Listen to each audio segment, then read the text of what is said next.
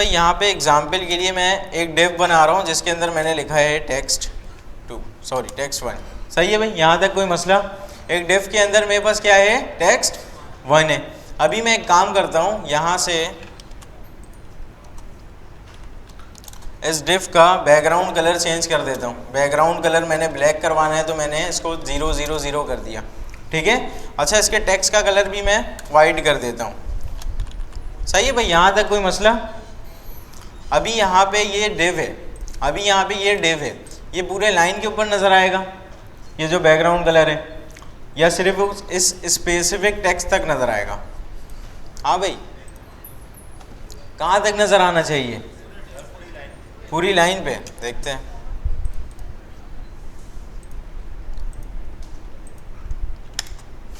सही है भाई, यहाँ तक तो कोई मसला नहीं है ना। डिव एक ब्लॉक एलिमेंट है तो ये पूरे लाइन के ऊपर नज़र आ रहा है। अच्छा, अभी जो है मैं इसको इधर उधर मूव करवा सकता हूँ अपने स्क्रीन के हिसाब से, ठीक है। एक तरीका तो ये, मैं मार्जिन दे दूँ। मार्जिन का मतलब है वो लेफ़्ट से स्पेस ले लेगा। मैं मूव नहीं करवा रहा हूँ, बेसिकली मैं उसको कह रहा हूँ लेफ़्ट से स्पेस ले लो।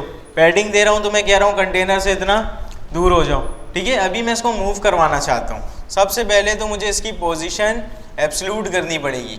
अच्छा, बाय डिफ़ॉल्ट जो आपकी पोजीशन होती है वो होती है स्टैटिक। बाय डिफ़ॉल्ट जो पोजीशन होती है वो होती है स्टैटिक। अभी मैंने इसको लिखा पोजीशन स्टैटिक।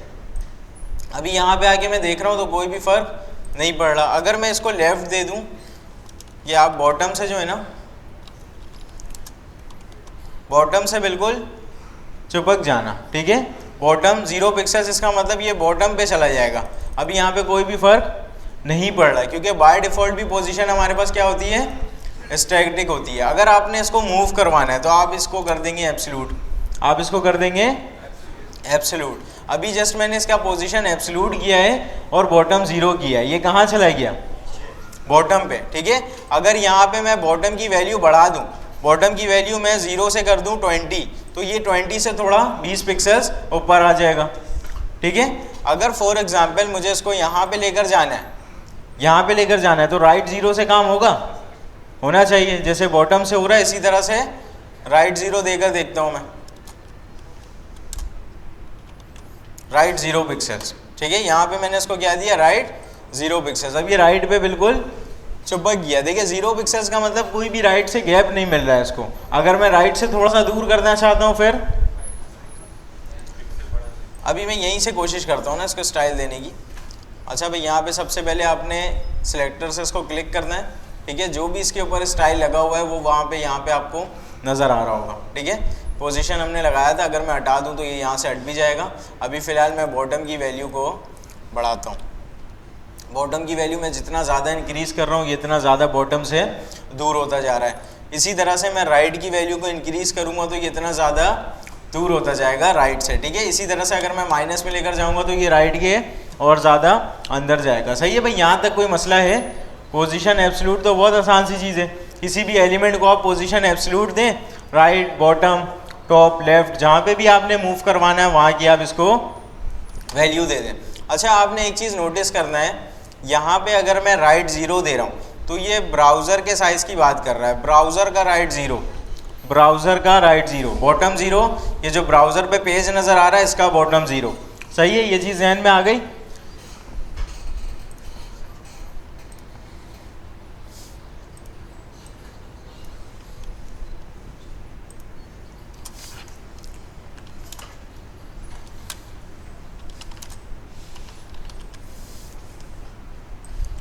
अच्छा, यहाँ पे मैं चाहता हूँ एक डिव बन जाए जिसकी क्लास होनी चाहिए पेरेंट, और उसके अंदर एक डिव होगा जिसकी क्लास होगी पेरेंट चाइल्ड। इसकी शॉर्ट हैंड प्रॉपर्टी क्या है? डिव डॉट क्लास का नाम, बिल्कुल सही है। उसके बाद इसके अंदर ग्रेटर देन, उसके बाद इसके अंदर क्या चाहिए, एक और डिव चाहिए और उसकी क्लास चाइल्ड होनी चाहिए। बन गया ये हमारे पास ये डिव है पेरेंट, ठीक है, और इसके अंदर हमारे पास एक चाइल्ड डिव है, ठीक है। चाइल्ड डिव के अंदर मैं रख देता हूँ नॉर्मल सा टेक्स्ट। यहाँ तक कोई मसला?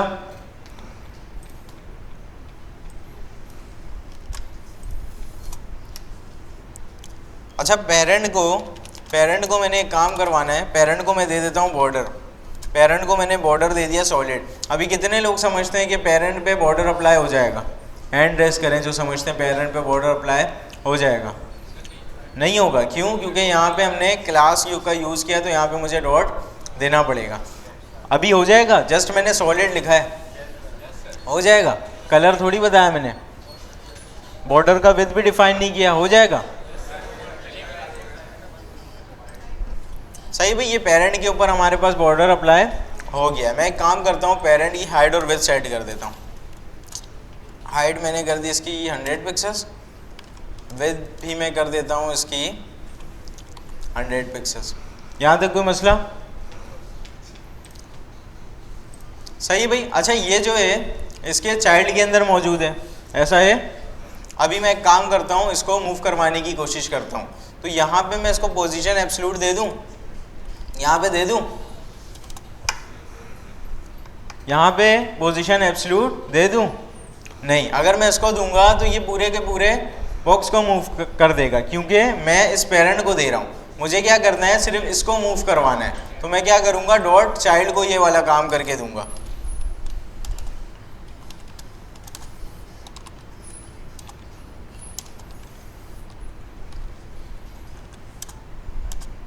सही भाई, पोजीशन एब्सोल्यूट मैंने दिया। अब मैं चाहता हूँ इसको बॉटम से चिपका दूँ, तो सिंपल मैं क्या करूँ, बॉटम 0 पिक्सल्स, बॉटम 0 पिक्सल। यहाँ तक कोई मसला? अभी ये देखो कहाँ गया, बॉटम पे चला गया। ऐसा ही होना चाहिए था, यहाँ तक तो कोई मसला नहीं है। लेकिन अब मैं चाहता हूँ इसका जो पेरेंट है वो ये डिव है, इसका जो पेरेंट है वो ये डिव है। अब ये अपने पेरेंट की बात करें, इसका बॉटम 0 इसके पेरेंट का बॉटम होना चाहिए, इसका टॉप 0 इसके पेरेंट का टॉप होना चाहिए, इसका लेफ्ट 0 इसके पेरेंट का लेफ्ट होना चाहिए, राइट 0 पेरेंट का राइट होना चाहिए। कुछ भी नहीं करना आपने, पेरेंट के ऊपर आकर पोजीशन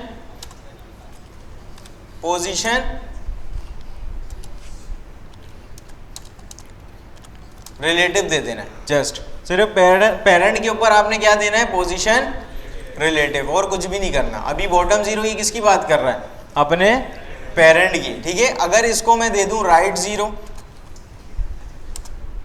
अगर मैं इसको दे दूं राइट 0, अब ये किसकी बात करेगा, पेरेंट की या पूरे ब्राउजर पेज की? अभी ये यहाँ आ जाएगा,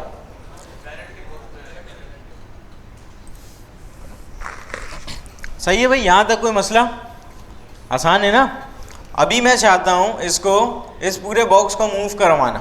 अभी मैं चाहता हूँ इस पूरे बॉक्स को मूव करवाना। यहाँ पे क्योंकि पोजीशन क्या है, रिलेटिव है, पोजीशन एब्सोल्यूट तो नहीं है। अभी मैं एक काम करता हूँ, यहाँ पे इसको राइट 0 देकर देखता हूँ होता क्या है। यहाँ पे सिंपल मैंने पेरेंट को क्या दिया, राइट 0 दिया। अभी कोई भी फर्क पड़ रहा है? नहीं पड़ रहा। अगर इस पे पोजीशन एब्सोल्यूट होता तो फर्क पड़ जाता, पोजीशन एब्सोल्यूट होता तो फर्क पड़ जाता। अगर मैं इसको एब्सोल्यूट कर दूं तो मेरा ये वाला काम खराब हो जाएगा। अगर मैंने इसको एब्सोल्यूट कर दिया तो ये कहाँ ब्राउजर पेज की बात करेगा, इसको नहीं पता ना ये किसका रिलेटिव है, इसका कौन पेरेंट है। मैं चाहता हूँ ये पेरेंट की बात करे, लेकिन अभी भी मुझे इसको मूव करवाना है, ठीक है। आप एक चीज़ प्रॉपर समझ लें, अगर मैंने पोजीशन एब्सोल्यूट दिया है तो वो ब्राउज़र के पेज की बात कर रहा है, ठीक है। बॉटम 0 उसके ब्राउज़र का बॉटम 0। अगर मैं पोजीशन रिलेटिव में हूँ, राइट 0 जहाँ पे भी वो इनिशियली मौजूद है, जहाँ पे भी उसकी करंट स्टेट है, अभी ये जहाँ पे भी मौजूद है यही है इसका राइट 0, यही है इसका लेफ्ट 0, इसका टॉप 0, बॉटम 0, सब कुछ यहीं पे। अगर मैं इसको राइट से 0 की जगह 10 दे दूँ तो अब ये मूव होना चाहिए, थोड़ा सा हुआ राइट से दूर, सही है। अगर पोजीशन एब्सोल्यूट मैंने दिया है तो वो ब्राउज़र की बात कर रहा है। टॉप 0 मतलब ब्राउज़र का टॉप 0, ठीक है, इसका अपना टॉप 0 नहीं। अगर मैं रिलेटिव में हूँ, जहाँ पे भी ये मौजूद है, करंट स्टेट इसकी जहाँ पे भी है, वहीं पे इसका चारों साइड 0 है, ठीक है। फॉर एग्जाम्पल मैं अभी यहाँ पे इसको इंस्पेक्ट करता हूँ, ठीक है, और यहाँ पे मैंने पेरेंट के ऊपर पोजीशन रिलेटिव लगाया हुआ है और यहाँ पे मैंने राइट दिया हुआ है 10 पिक्सेल्स, ठीक है। अगर मैं इसको जितना ज़्यादा इंक्रीज करूँगा ये उतना ज़्यादा राइट से दूर होगा, ठीक है। इसी तरह से मैं इसको माइनस में लेकर जाऊँगा तो ये राइट के करीब होता रहेगा, ठीक है। अगर मैं इसको 0 दे दूँ तो ये अपने करंट स्टेट में आ जाएगा। सही है, ये चीज़ें समझ में आ रही हैं।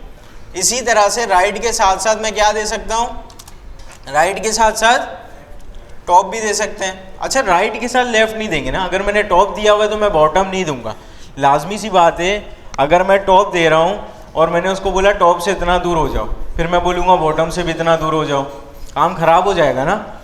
अगर आपने टॉप दिया है तो आप उसको बॉटम नहीं दें, अगर आपने लेफ़्ट दिया है तो उसको राइट नहीं दें। आप इन सब चीज़ को सेपरेट लेके चलेंगे, ठीक है। या आप टॉप लेफ़्ट का यूज़ करेंगे या फिर आप बॉटम राइट का यूज़ करें, ठीक है। अच्छा, यहाँ पे फॉर एग्जांपल अभी मैं इसको देता हूँ टॉप 30 पिक्सल्स, ठीक है। अभी ये टॉप से 30 पिक्सल्स दूर हो गया है। अगर मैं इसको 0 कर दूँ, ये बिल्कुल चिपक जाएगा ऊपर, चिपकना चाहिए, नहीं चिपक रहा है। देखो थोड़ा सा गैप है, क्योंकि इसकी इनिशियल स्टेट यहीं पे थी। 0 पिक्सल्स इसकी इनिशियल स्टेट है। अगर मैं टॉप से करीब करवाना चाहता हूँ तो मुझे वैल्यू माइनस में देनी पड़ेगी, ठीक है। अगर मैं इसको प्लस में दूंगा तो ये टॉप से इतना ही दूर होता रहेगा। यहाँ तक कोई मसला है, समझ में आ रहा है यहाँ तक? अच्छा भाई, position static, position relative, position absolute, ये तीनों चीज़ें समझ में आई है? हाँ भाई, कोई ऐसा जिसको नहीं समझ में आया हो?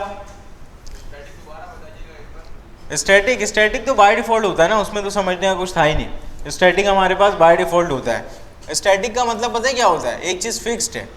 स्टैटिक का मकसद है, फिक्स तो खैर मैं नहीं कहूँगा, फिक्स की एक दूसरी प्रॉपर्टी होती है। स्टैटिक का मतलब है इसकी जो करंट स्टेट है ना, ये वहीं पे रहेगा, इसको मैं मूव नहीं करवा सकता, ठीक है। अगर मुझे मूव करवाना है तो मैं एब्सोल्यूट के ज़रिए, रिलेटिव के ज़रिए मूव करवा सकता हूँ, ठीक है।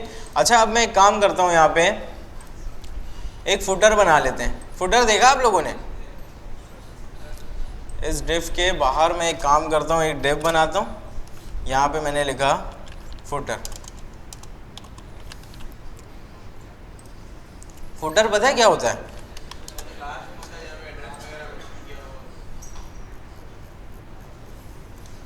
ये जो बिल्कुल लास्ट में आ रहा होता है, इस चीज़ को हम कहते हैं फुटर। अच्छा, अभी ये क्या हो रहा है, अभी बिल्कुल मैं स्क्रॉल करके आ रहा हूँ ना, तो ये बिल्कुल लास्ट में आ रहा है। आपने अक्सर किसी वेबसाइट के ऊपर देखा होगा, ये फुटर यहाँ पे फिक्स्ड होता है, यहाँ पे फिक्स्ड होता है। आप ऐसे स्क्रॉल करके जाएं और ये बिल्कुल यहीं पे फिक्स रहेगा, ये कभी भी मूव नहीं करेगा। आपने देखा अक्सर ऐसा होता है। यहाँ पे आप सिंपल उसकी पोजीशन को फिक्स कर देते हैं। यहाँ पे फॉर एग्जांपल मैंने एक फुटर बनाया और इसको मैं क्लास भी दे देता हूँ ताकि इसके ऊपर मैं कुछ स्टाइल अप्लाई कराऊँ। फुटर की क्लास मैंने इसको दे दी है और यहाँ पे मैं लिखता हूँ डॉट फुटर, ठीक है। अच्छा, अभी मैं क्या करता हूँ, कुछ भी नहीं, इसका कलर चेंज कर देता हूँ। कलर इसका कर देते हैं वाइट और इसका जो बैकग्राउंड कलर है वो कर देते हैं ब्लैक।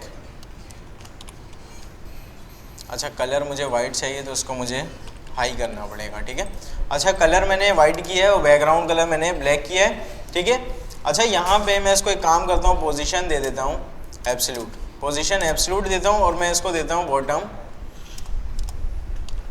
बॉटम 0 पिक्सल्स, ठीक है, बॉटम 0 पिक्सल्स। और अभी अगर मैं आगे इसको देखूँ तो ये कुछ इस तरह से दिखना चाहिए, ये कुछ इस तरह से दिख रहा है, ये छोटा सा दिख रहा है। इसकी मैं विड्थ फुल कर देता हूँ। विड्थ बढ़ा सकते हैं ना, विड्थ तो देना आता है ना आप लोगों को। यहाँ पे सिंपल मैं क्या करूँगा, विड्थ को 100% कर दूँगा, ठीक है। विड्थ को यहाँ से मैंने 100% कर दिया। अच्छा, ये अभी भी साइड से जगह ले रहा है, इसका तो पता है आप लोगों को, है ना? क्यों? क्योंकि बॉडी के अंदर थोड़ा सा मार्जिन और पैडिंग होता है। अच्छा, ये स्क्रॉल पता है क्यों आ रहा है? इसको मैंने जो है ना इधर ज़्यादा मूव करवाया हुआ है, इसको वापसी से मैं कर देता हूँ राइट को 0। सही है, ये दोबारा इधर आ गया और यहाँ पे ये थोड़ा सा इधर बाहर जा रहा है। खैर है, इसको जाने देते हैं। अगर मुझे इसको भी ख़त्म करना है तो सिंपल मैं यहाँ पे यूनिवर्सल सिलेक्टर का यूज़ करूँगा, मार्जिन पैडिंग 0 कर दूंगा, ठीक है। लास्ट क्लास के अंदर मैंने आपको नैव बार के अंदर करके भी दिखाया था। सही है, ये सारी चीज़ें तो आसान है। अभी मैंने इसकी पोजीशन एब्सोल्यूट की है और इसको बॉटम 0 कर दिया है। सही है, अभी यहाँ पे मैं काम करता हूँ, इस डिफ के बाद थोड़ा सा कंटेंट बढ़ा लेता हूँ। कंटेंट बढ़ाने के लिए हम क्या कर सकते हैं, डमी टेक्स्ट लिख सकते हैं। ये हमारा डिव है, इसके बाद मैंने बोला आप हेडिंग लगा दो, ठीक है, हेडिंग, और इसके बाद पैराग्राफ रख दो आप 200 वर्ड का। सही है भाई, यहाँ पे हमारे पास हेडिंग भी आ चुकी है और ये जस्ट हमें डमी पैराग्राफ मिल गया लोरेम की वजह से, ठीक है। अभी मैं यहाँ पे आके रिफ्रेश करता हूँ। अभी देखो यहाँ पे ये क्या हो रहा है, पोजीशन एब्सोल्यूट से हुआ क्या, ये वेब पेज के बॉटम पे तो आ गया, लेकिन अगर मैं इसको स्क्रॉल कर रहा हूँ तो ये इसके साथ ही मूव कर रहा है, इसके साथ मूव कर रहा है। मैं चाहता हूँ ये इसकी पोजीशन यहाँ पे फिक्स्ड होनी चाहिए, इसकी पोजीशन यहाँ पे फिक्स्ड होनी चाहिए, ताकि अगर मैं स्क्रॉल करूँ ना तो ये इसके साथ मूव नहीं करे। तो सिंपल मुझे यहाँ पे आना है, कुछ भी नहीं करना, एब्सोल्यूट की जगह लिख देना है फिक्स्ड। जस्ट मुझे एब्सोल्यूट की जगह क्या लिखना है, फिक्स लिखना है। सर आपने चाइल्ड को दे दिया, चाइल्ड को दे दिया मैंने।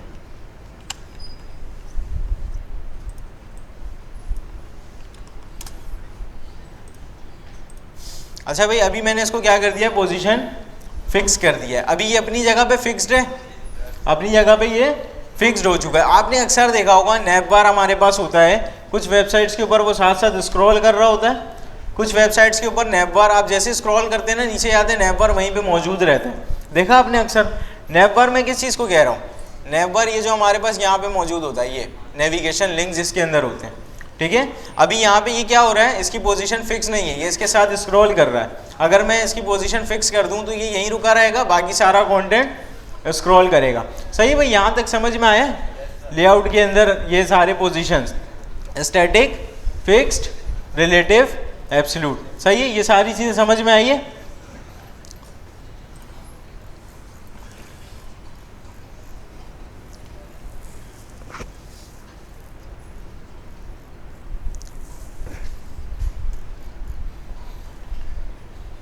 अच्छा, ये स्टैटिक हमने देख लिया है, रिलेटिव भी हमने देख लिया, एब्सोल्यूट भी हमने देख लिया, ठीक है। और ये फिक्स का भी मैंने आपको बता दिया, ठीक है। अच्छा, अब हमारे पास एक प्रॉपर्टी आ रही है जेड इंडेक्स की, ठीक है। अच्छा, जेड इंडेक्स के बारे में किसी को पता है पहले से? हाँ भाई। अच्छा, जेड इंडेक्स के बाद हमारे पास एक और चीज़ आ रही है फ्लोट। पहले फ्लोट देख लेते हैं, उसके बाद आते हैं जेड इंडेक्स, ठीक है। अच्छा, यहाँ पे मैं एक काम करता हूँ, अभी यहाँ पे इन सबको कमेंट कर देते हैं।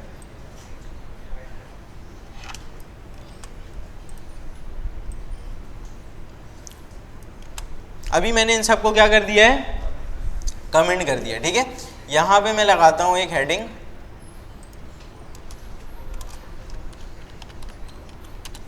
हेडिंग 1, ठीक है। अच्छा, ये नॉर्मल सा हेडिंग है तो ये इसी तरह से दिखेगा हमें, हेडिंग 1 की तरह। अच्छा, अगर मैं इसको सेंटर में लेकर आना चाहता हूँ तो क्या करूँ, टेक्स्ट अलाइन सेंटर, सही। ये सारी चीज़ें आप कर सकते हैं। अभी मैं काम करता हूँ, इसके बाद एक डिव बनाते हैं और इसके अंदर मैंने डमी टेक्स्ट लिख दिया, सही है। यहाँ पे मैंने डमी टेक्स्ट रख दिया, यहाँ तक कोई मसला। अच्छा, ये डिव की जो हाइट और विड्थ है ना, इसको सेट कर देते हैं। सिंपल यहाँ पे मैं क्लास के ज़रिए काम करूँगा। बॉक्स 1 की आप हाइट सेट कर दो 100 पिक्सल्स, इसकी आप विड्थ भी सेट कर दो 100 पिक्सल्स, और इसमें आप बॉर्डर लगा दो सॉलिड, सही है। और इस क्लास को मैं कहाँ पे दे दूँगा, डिव को, ठीक है।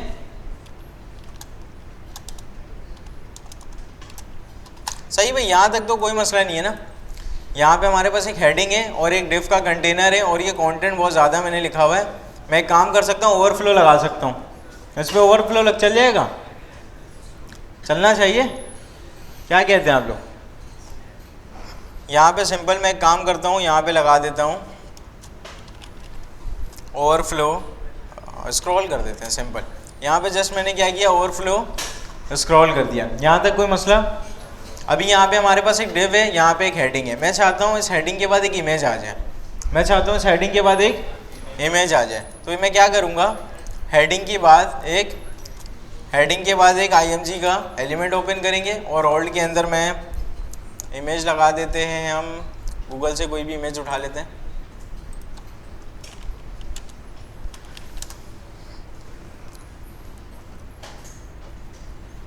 अच्छा भाई, यहाँ पे हमारे पास कोई भी, यहाँ से मैं इमेज कॉपी कर लेता हूँ, सिंपल कॉपी इमेज एड्रेस, ठीक है। और यहाँ पे आके मैं पेस्ट कर दूँगा, ठीक है। और ऑल्ट के अंदर मैं सिंपल लिख सकता हूँ कार इमेज, यहाँ तक कोई मसला? अभी आके अगर मैं रिफ्रेश करूं तो यहाँ पे इमेज आ जानी चाहिए या और कुछ करना पड़ेगा? टाइटल देना पड़ेगा, टाइटल देना पड़ेगा। अच्छा भाई यहाँ पे इमेज आ चुकी है। इमेज का साइज़ इतना ज़्यादा बड़ा क्यों है भाई? मैं इसको हाइट और विड्थ सेट कर देता हूँ। यहीं से भी कर सकते हैं लेकिन यहाँ से करना बेहतर तरीका नहीं है, तो यहाँ पे जल्दी से मैं इसको एक क्लास देता हूँ, क्लास देता हूँ मैं img-1 करके, और यहाँ पे मैं एक काम करता हूँ .img-1 के अंदर जो भी इमेज है उसकी आप हाइट कर दो 200 पिक्सल्स और उसकी विड्थ कर दो 200 पिक्सल्स। सही है भाई? यहाँ पे हाइट और विड्थ मैंने इसकी सेट कर दी। अब ये इमेज छोटा हो जाना चाहिए। सही भाई? यहाँ पे इमेज की हाइट और विड्थ सेट हो चुकी है। अच्छा अभी मेरा सवाल ये है, ये हेडिंग है, ये इमेज है और ये डिव है। हेडिंग, इमेज और डिव है। अभी मुझे बताएं ये तीनों चीज़ें अलग अलग लाइन में क्यों आ रही हैं?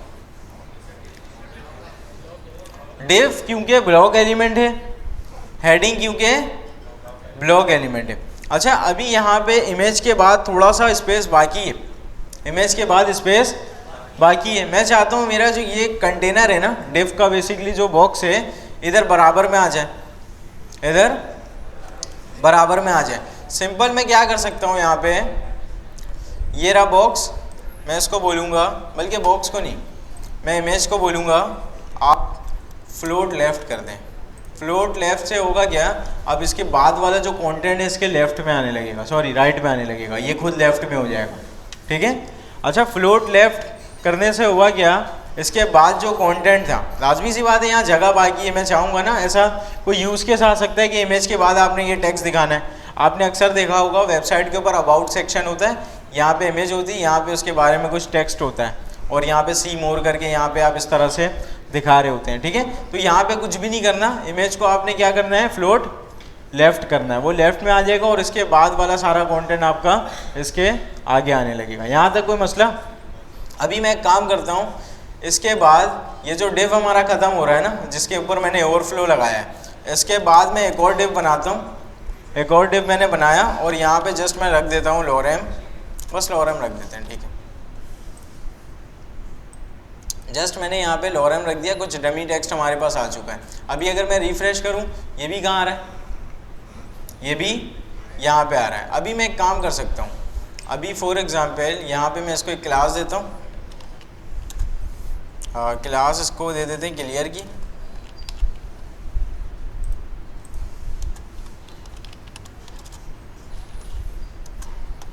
अभी मैंने कुछ भी नहीं किया, जस्ट क्लियर कर दिया बोथ।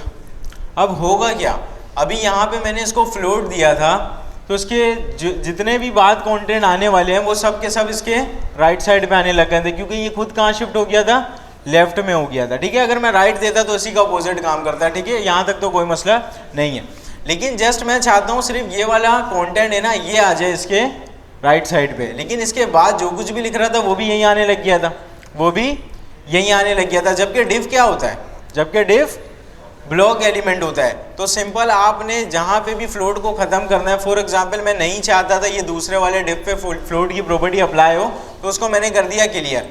ठीक है? अच्छा क्लियर के आगे मैंने बोथ लिखा, ये लेफ़्ट और राइट दोनों को क्लियर कर देगा। अगर मुझे एक तरफ चाहिए तो मैं लेफ़्ट लिखूँगा, दूसरे तरफ से क्लियर चाहिए तो मुझे राइट लिखना पड़ेगा। ठीक है? ज़्यादातर वैसे बोथ यूज़ होता है, बोथ मतलब राइट लेफ़्ट दोनों की बात करेगा। सही है? फ्लोट के अंदर कोई मसला है, क्लियर के अंदर कोई मसला? हाँ भाई यहाँ तक समझ में आ रहा है? आपको मैं असाइनमेंट दूंगा क्लास के बाद, हो सकता है थोड़ा सा आप लोगों को मुश्किल लगे। अगर कुछ अभी समझ में नहीं आ रहा है तो आप अभी पूछ सकते हैं। ठीक है? और मैंने आपको फर्स्ट असाइनमेंट के अंदर थोड़ा रिलीफ दिया भी है। अभी तक कुछ स्टूडेंट्स ऐसे हैं जिन्होंने असाइनमेंट को प्रॉपर ठीक नहीं किया और कुछ स्टूडेंट्स ऐसे हैं जिन्होंने अभी तक सबमिट नहीं किया। ठीक है? अभी मैंने रिलीफ इसलिए दिया है क्योंकि आपका ये पहला असाइनमेंट है। ठीक है?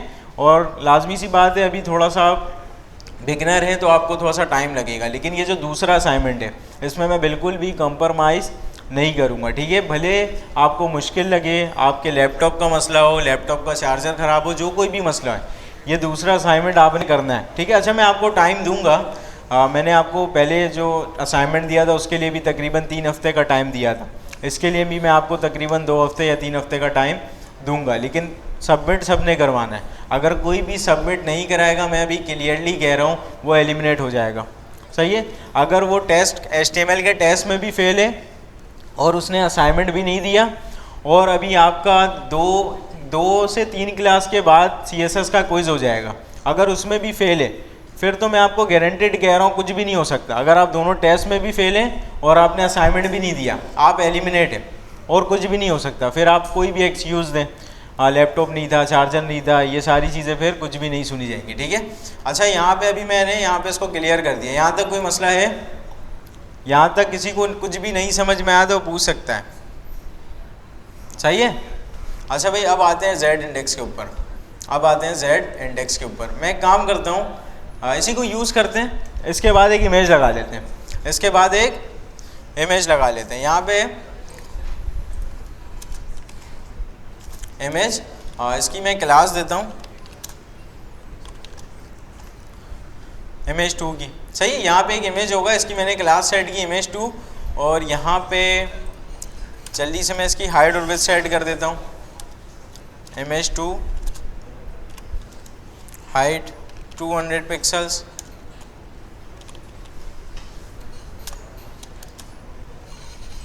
विड्थ 200 पिक्सल्स, ठीक है। यहाँ पे एक इमेज है हमारे पास, इसकी हाइट और विड्थ हमने सेट कर दी 200 पिक्सल्स के ऊपर। यहाँ पे जल्दी से कोई दूसरी इमेज भी उठा लेते हैं, ठीक है। फॉर एग्जांपल यहाँ पे मैं इस इमेज को उठा लेता हूँ।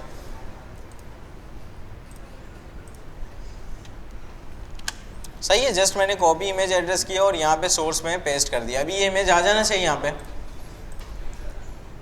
इमेज यहाँ पे आ रहा है, ठीक है। अच्छा, इस इमेज को मुझे मूव करवाना है, इस इमेज को मुझे मूव करवाना है। मैं चाहता हूँ ये टॉप पे आ जाए, यहाँ पे आ जाए हेडिंग के पास, या फिर यहाँ पे आ जाए। क्या करूँ मैं? हाँ भाई, क्या करूँ इधर से? नहीं, मैं चाहता हूँ ये आ जाए, इसको मैं मूव कराऊँ, इधर कर दूँ, इधर कर दूँ, मेरी मर्जी है। क्या लगाएंगे? अभी तो हमने पढ़ा है ना, पोजीशन एब्सोल्यूट लगाएंगे किसी भी कंटेंट को मूव करवाने के लिए। वो जस्ट डिव के लिए थोड़ी था, आप किसी भी एलिमेंट को मूव करवा सकते हैं पोजीशन से। अभी मैं इस इमेज को मूव करवाना चाह रहा हूँ, तो सिंपल मैं इमेज के ऊपर क्या लगा दूँ? पोजीशन एब्सोल्यूट, सही है। अच्छा, इसको मैं देता हूँ टॉप 30 पिक्सल्स, ठीक है। टॉप से 30 पिक्सल्स दूर हो जाएगा। अभी ये हो चुका है, टॉप से 30 पिक्सल्स दूर हो चुका है। अच्छा, यहाँ पे अगर मैं टॉप 0 लिखूँ तो ये बिल्कुल टॉप पे चिपक जाएगा।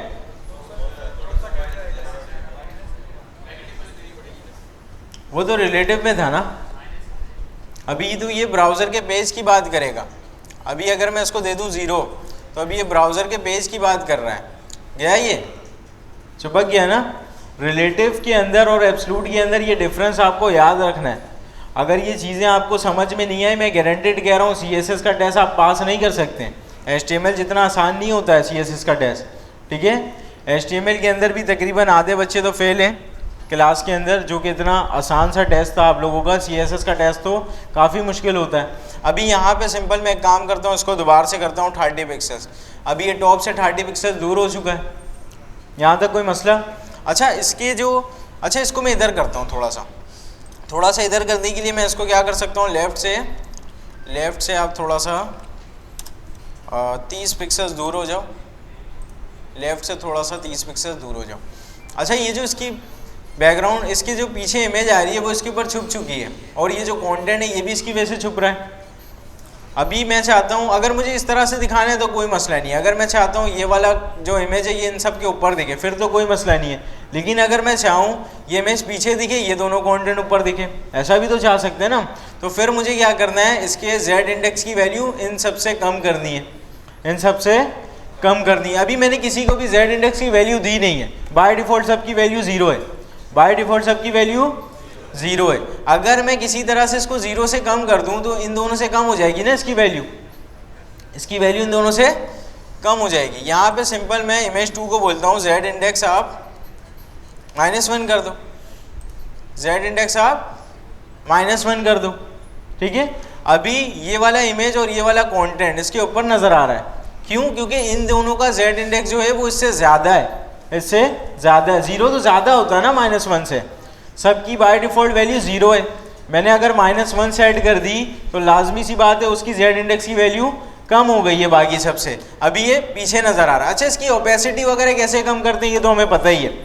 इमेज की ओपेसिटी, कलर की ओपेसिटी हम कैसे कम करेंगे, किसी भी एलिमेंट की ओपेसिटी की प्रॉपर्टी से। यहाँ पे सिंपल मैं लगाऊंगा ओपेसिटी। अच्छा, इसकी रेंज क्या होती है, 0 से 1 के दरमियान होती है। 1 का मतलब हाई, 0 का मतलब बिल्कुल गायब हो जाएगा। अच्छा, मैं चाहता हूँ ना ये इसको मैं 0.5 कर दूँ, 0.5 कर दूँ। अभी इसकी ओपेसिटी भी आधी हो चुकी है, ओपेसिटी भी इसकी आधी हो चुकी है। सही है भाई, आप इस तरह से कोई भी काम कर सकते हैं कि यहाँ पे ये इमेज पीछे आ जाए, ओपेसिटी कम हो जाए, पीछे हल्का सा दिखे, वाटर मार्क वगैरह, ये सारी चीज़ें आप लोगों ने अक्सर देखी होंगी वेबसाइट के ऊपर, पीछे वाटर मार्क आ रहा होता है, लाइट सा, ये सारी चीज़ें आप इस तरह से कर सकते हैं। यहाँ तक कोई मसला, यहाँ तक समझ में आ रहा है? अच्छा, इन सबको फिलहाल मैं कर रहा हूँ कमेंट। सही है, इन सबको फिलहाल मैंने किया है कमेंट, और मैं इसको भी यूज़ कर सकते हैं। फिलहाल मैं इसको भी कर देता हूँ कमेंट, इसको भी कर देता हूँ कमेंट, ठीक है। अच्छा, यहाँ पे मुझे 3 डिव चाहिए, यहाँ पे मुझे 3 डिव चाहिए। सिंपल सा मैं डिव मल्टीप्लाई बाय 3 लिख सकता हूँ ना, डिव मल्टीप्लाई बाय 3 मैंने लिखा। अच्छा, तीनों के ऊपर मुझे क्लास देनी है, एक के ऊपर बॉक्स 1, बॉक्स 2 एंड बॉक्स 3 एक साथ सिलेक्ट कर लेते हैं।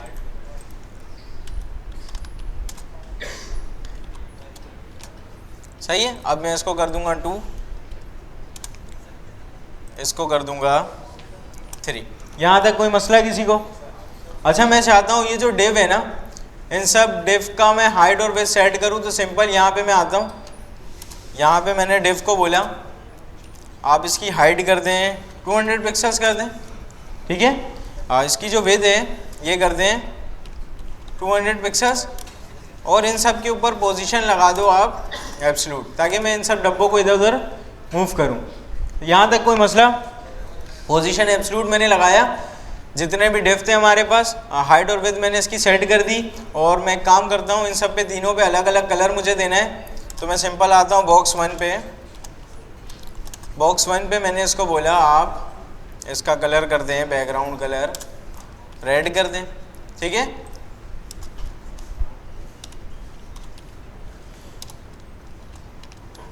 बॉक्स 2 जो है हमारे पास, इसका जो बैकग्राउंड कलर है वो आप कर दें ग्रीन कर दें, सही है। बॉक्स 3 जो हमारे पास है,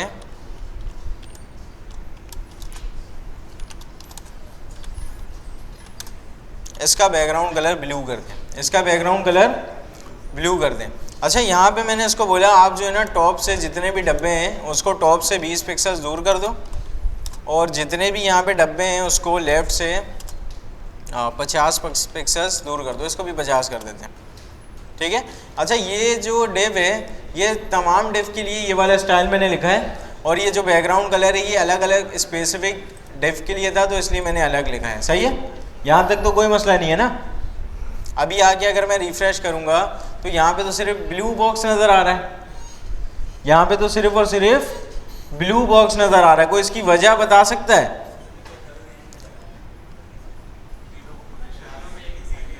हाँ, तीनों को हमने पोजीशन एब्सोल्यूट दिया, और तीनों को हमने बोला कि आप कहाँ हो जाओ, टॉप से 50 पिक्सल दूर और लेफ़्ट से 50 पिक्सल दूर। तीनों एक ही जगह पे मौजूद हैं, तीनों का साइज़ भी सेम है, तीनों डब्बे मौजूद हैं। अभी सबसे ऊपर जो डब्बा आ रहा है वो वाला डब्बा है जो मैंने सबसे लास्ट में बनाया हुआ है, सबसे लास्ट में बनाया हुआ है बॉक्स 3, और बॉक्स 3 का कलर मैंने ब्लू किया हुआ है। जो सबसे लास्ट में डब्बा था ना वो सबसे ऊपर आ चुका है।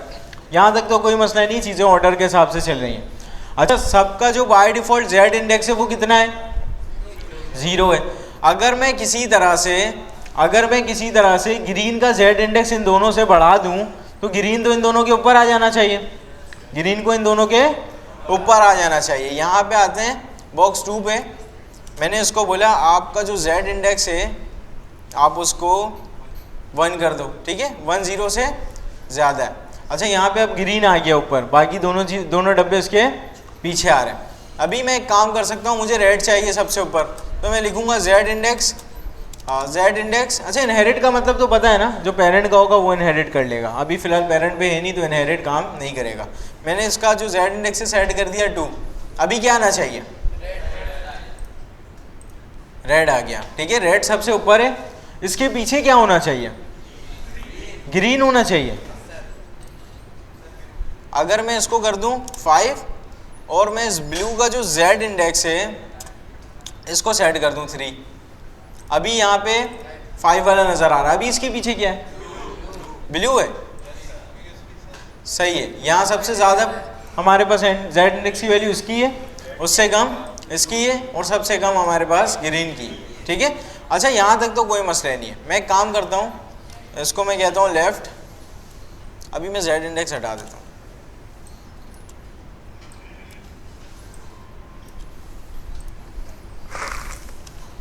लेफ़्ट, इसको करते हैं 40 पिक्सल्स।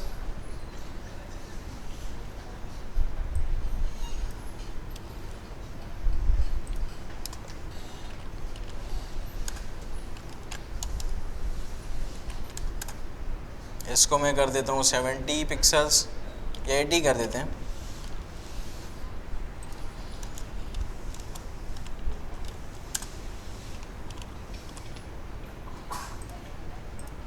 सही है भाई, यहाँ तक तो कोई मसला नहीं है। इसको मैंने रेड वाले बॉक्स को बोला कि आप यहाँ से कितने पिक्सल्स दूर हो जाओ, 40 पिक्सल्स। इसको मैंने बोला कि आप दूर हो जाओ 80 पिक्सल, तो ये ग्रीन वाला डब्बा 80 पिक्सल्स दूर है और ये जो हमारे पास ब्लू वाला डब्बा है ये कितने पिक्सल्स दूर है? 200 पिक्सल्स दूर है यहाँ से। सही है भाई, यहाँ तक तो कोई मसला नहीं है। अभी जो सबसे ऊपर आ रहा है वो ब्लू आ रहा है, अभी जो सबसे ऊपर आ रहा है वो ब्लू आ रहा है, क्योंकि ये हमने बाद में लिखा हुआ है। इन सब की Z इंडेक्स की वैल्यू क्या है अभी मैंने यहाँ से रिमूव कर दिया, Z इंडेक्स कहीं पे भी मैंने दिया नहीं है। अभी इन सब में से इन सब की Z इंडेक्स की वैल्यू क्या है? 0 है। अगर मैं इस ब्लू को -1 दे दूं फिर क्या होगा? ग्रीन के नीचे चला जाएगा। रेड तो यहाँ पे ना, अभी मुझे यहाँ पे क्या नज़र आएगा? ब्लू कैसा दिखेगा? ऐसा आधा दिखेगा? अच्छा, ब्लू इतना दिखेगा यहाँ, और यहाँ तक ग्रीन हो जाएगा। देखते हैं, ग्रीन ये रहा, इसको मैंने किया Z इंडेक्स, इसको नहीं देना है ना मुझे, ब्लू को करना है। -1 दे रहा हूँ ना, 0 से कम कर रहा हूँ, -1। अभी क्या होगा? इसको ब्लू को मैंने -1 दिया है, बाकी सबकी वैल्यू 0 है। अभी क्या हो जाना चाहिए? ग्रीन ऊपर आ जाएगा, देख लो। सही है भाई, यहाँ पे ग्रीन ऊपर आ रहा है क्योंकि इसकी वैल्यू बढ़ गई, इसकी वैल्यू और इसकी वैल्यू बढ़ गई। अच्छा, अभी मैं चाहता हूँ रेड इन दोनों के ऊपर आ जाए, तो सिंपल मैं आऊँगा, रेड को बोलूँगा Z इंडेक्स 2, रेड आ गया इन सब के ऊपर। अभी मैं चाहता हूँ ग्रीन रेड के भी ऊपर रहे, इससे पहले भी यही था ना, ग्रीन रेड के भी ऊपर था या नहीं था? था। अच्छा, मैं चाहता हूँ ना कि अभी ये जो ब्लू है ये ग्रीन के भी ऊपर आ जाए और रेड के भी ऊपर आ जाए, फिर क्या करूँ? ब्लू की वैल्यू को 2 है यहाँ पे, तो ब्लू की वैल्यू को हम कर देते हैं -1 की जगह 3। सही है भाई, अब ये ग्रीन की भी ऊपर है और रेड की भी ऊपर है। सही है भाई, Z इंडेक्स के अंदर कोई मसला है? आसान सी चीज़ है। फ्लोट के अंदर कोई मसला, क्लियर के अंदर कोई मसला, position, static, absolute, relative, fixed, ये सारी चीज़ें आसान है, ठीक है। अच्छा, कुछ इंपॉर्टेंट चीज़ें हैं, पहले मैं आपको वो बता दूं, फिर उसके बाद आगे बढ़ते हैं, ठीक है। अच्छा, मैंने लास्ट क्लास के अंदर आपको ऐसे ही थोड़ा सा बता दिया था, ठीक है। मुझे पता है वो चीज़ें आप लोगों को समझ में नहीं आई थी, मैंने आपको नहीं बहुत ज़्यादा फास्ट बताया था, ठीक है। अच्छा, यहाँ पे सिंपल मैं आता हूँ, अभी यहाँ पे लिखता हूँ सर्च डेप्लॉय। सही है, सर्च डेप्लॉय मैंने लिखा। अच्छा, डेप्लॉय करने का क्या मतलब होता है? वेबसाइट को मैं बेसिकली होस्ट करना चाह रहा हूँ, है ना, वेबसाइट को मैं लाइव करना चाह रहा हूँ। अभी जो मेरी ये वेबसाइट है ये मेरे लोकल कंप्यूटर के अंदर मौजूद है, इस लोकल पीसी के अंदर मौजूद है। अगर कोई दूसरा बंदा इसको लिंक को कॉपी करके अपने पास खोलेगा, उसके पास खुलेगा? ये नहीं खुलेगा, क्योंकि ये वाला सारा का सारा काम मेरे लोकल पीसी में मौजूद है। अगर मैं चाहता हूँ इसको होस्ट करना, तो मुझे इसको उठा के कहीं ना कहीं सर्वर पे रखना पड़ेगा। अच्छा, सर्वर के नाम से आपने नहीं घबराना, आपने जस्ट ऐसा समझ लें किसी एक ऐसे कंप्यूटर पे मैं रखूँगा जो 24 घंटे ऑन रहता है, और उस कंप्यूटर का एक्सेस हर किसी को है, क्योंकि वो कंप्यूटर क्लाउड पे है। जिस तरह से ड्राइव हमारा क्लाउड स्टोरेज है ना, आप अपना अकाउंट लॉगिन करके कहीं से भी एक्सेस कर सकते हैं, इसी तरह से अगर मैं इसको किसी ऐसे क्लाउड पे रख दूँ जिसका एक्सेस कहीं से भी हो सकता है, तो लाजमी सी बात है हर बंदा इसको अपने पास ओपन कर लेगा। अच्छा, यहाँ पे डिप्लॉय करने के या वेबसाइट को लाइव करने के दो तरीके तो मैंने आपको बताया। गिटहब पेजेस के ज़रिए ये वाला काम हो जाता है और वर्सल के ज़रिए ये वाला काम हो जाता है। अच्छा, गिटहब पेजेस से किस किस का मसला आ रहा है? अगर किसी का मसला आ रहा है ना, तो रूट पे आपकी index.html की फ़ाइल होनी चाहिए। रूट पे index.html की फ़ाइल होनी चाहिए, उसका नाम इंडेक्स ही होना चाहिए, उसका नाम इंडेक्स होना चाहिए, स्पेलिंग भी INDEX और .html ये होना चाहिए। सही है। अच्छा, उसके अलावा आपके पास दूसरा क्या मसला आ रहा था? दूसरा और कोई मसला आ रहा था किसी के पास डिप्लॉय का? नहीं।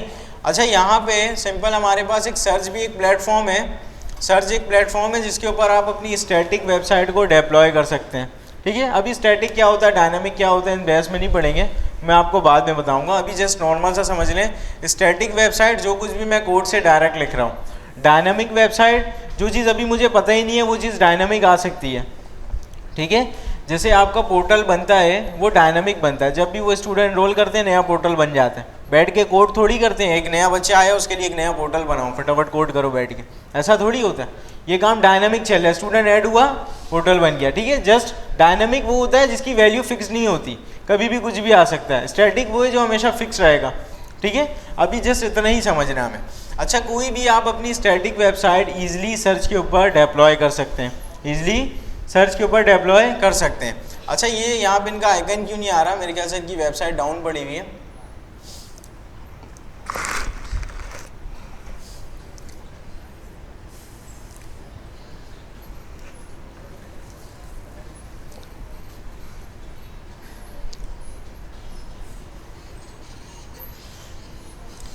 अच्छा भाई, इनकी वेबसाइट मेरे ख्याल से अभी डाउन है, लेकिन मैं आपको तरीका बता देता हूँ सर्च पे डिप्लॉय करने का। अगर ये कल फिक्स्ड होता है या परसों या रात तक फिक्स हो जाता है तो आप लोगों ने डिप्लॉय इसके ऊपर भी करके देख लेना। अभी इनकी ऑफिशियल जो वेबसाइट है वो डाउन है, कोई काम हो रहा होगा, कोई काम प्रोग्रेस पे होगा, कोई बग आ गया होगा, अक्सर हो जाता है कोई भी वेबसाइट, बादों का आपकी यूनिवर्सिटी की वेबसाइट डाउन हो जाती है। ठीक है। ये कोई बड़ी बात नहीं है, वेबसाइट डाउन हो जाती है। अच्छा, यहाँ पे मैं काम करता हूँ, अभी इनकी ऑफिशियल वेबसाइट नहीं खुल रही, लेकिन अगर मैं इसको ओपन करूँगा सामने ही मुझे दो चीज़ें दिख रही होती हैं, एक तो इंस्टॉल करने का तरीका, दूसरा कैसे यूज़ करना है। अभी इसकी ऑफिशियल वेबसाइट नहीं खुल रही। यहाँ पे मैं लिखूँगा सर्च इंस्टॉल। अच्छा, सर्च जो है ना बेसिकली एक पैकेज है, मैंने यहाँ पे लिखा सर्च इंस्टॉल कमांड। सही है। अच्छा, सर्च जो है बेसिकली एक पैकेज है, इस पैकेज के थ्रू आप क्या कर सकते हैं, अपनी वेबसाइट को डिप्लॉय कर सकते हैं बहुत ही आसान तरीके से। अच्छा, सर्च को यूज़ करने के लिए, क्योंकि ये एक पैकेज है, तो आपको सबसे पहले इसको इंस्टॉल करना पड़ेगा, क्योंकि ये आपके लोकल पीसी में मौजूद थोड़ी है सर्च। सबसे पहले आपने सर्च को इंस्टॉल करना है। जिस तरह से इमेज नहीं है मेरे पास, तो या तो मैं ओपन सोर्स लगाता हूँ या डाउनलोड करता हूँ। इसी तरह से मेरे पास सर्च नहीं है तो सिंपल मैं इसको इंस्टॉल करूँगा। इंस्टॉल करने के लिए इन्होंने यहाँ पे बताया आप ये वाली कमांड को कॉपी करें और कमांड लाइन पे पेस्ट कर दें, आपके पास इंस्टॉल हो जाएगा ये। अब ये जो कमांड है ना, यहाँ पे लिखा हुआ है npm के थ्रू हम इंस्टॉल करेंगे इस सर्च को, npm के थ्रू इंस्टॉल करेंगे इस सर्च को। अब ये npm क्या चीज़ है? Node package manager. Node package manager, अभी इस नाम से नहीं घबराना, जस्ट npm का काम होता है। बहुत सारे कुछ भी पैकेज अगर मुझे इंस्टॉल करना है ना, तो npm के थ्रू हम इंस्टॉल कर सकते हैं। ठीक है। ये npm का काम है कि हमें पैकेजेस वगैरह इंस्टॉल करने के लिए ये आसानी प्रोवाइड करता है। अच्छा, अभी मेरे कंप्यूटर में npm है नहीं है, मुझे पता नहीं है। सबसे पहले यहाँ पे मैं आऊँगा, क्योंकि मुझे npm चाहिए तभी मैं इसको इंस्टॉल कर पाऊँगा। तो सबसे पहले तो मुझे npm को इंस्टॉल करना है, सबसे पहले तो मुझे npm को इंस्टॉल करना है। अगर npm नहीं है तो आप सर्च को इंस्टॉल नहीं कर सकते। सही है। ये चीज़ें समझ में आ रही हैं? अच्छा, यहाँ पे npm चाहिए तो npm आपको कौन देगा? वो Node.js देगा। npm आपको कौन देगा? Node.js देगा। अच्छा, Node.js इटसेल्फ एक इन्वायरमेंट है जिसके ऊपर हम जावास्क्रिप्ट लिख सकते हैं। ठीक है। और आप बैकएंड वगैरह भी Node.js पे करेंगे, लेकिन अभी हमें Node.js पे नहीं पढ़ना। हम Node.js को सिर्फ और सिर्फ अभी इसलिए यूज़ करेंगे, इंस्टॉल करेंगे, क्योंकि Node.js इंस्टॉल करने से हमें npm मिल जाएगा, नोड पैकेज मैनेजर मिल जाएगा। अभी Node.js के थ्रू जावास्क्रिप्ट कैसे लिखना अभी हमारा कंसर्न नहीं है। अभी Node.js को इंस्टॉल करने का मकसद ये है कि हमें npm मिल जाएगा। अगर npm नहीं होगा तो मैं सर्च को इंस्टॉल नहीं कर सकता, सही है। यहाँ पे सिंपल मैं गूगल पे लिखूंगा Node.js,